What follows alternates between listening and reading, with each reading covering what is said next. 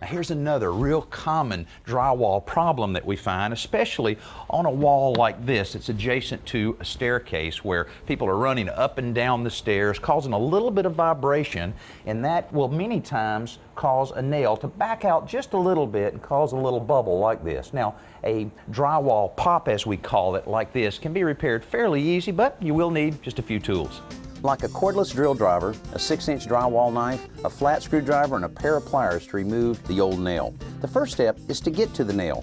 By digging into the raised spot with your screwdriver, you'll quickly find the head of the drywall nail that's the culprit that started this whole thing. When you've cleared the material around it, you can grab it with the pliers and pull it out by twisting it back and forth before you clear off any of the torn drywall paper and other debris. Since the nails are what hold the drywall to the studs, they have to be replaced. But instead of new nails, you'll want to use drywall screws to prevent this from happening again.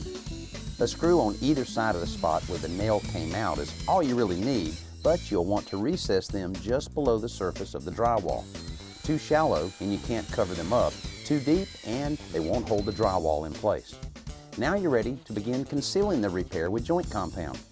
This first coat will need to fill the voids left by the nails, and it should cover the whole area well.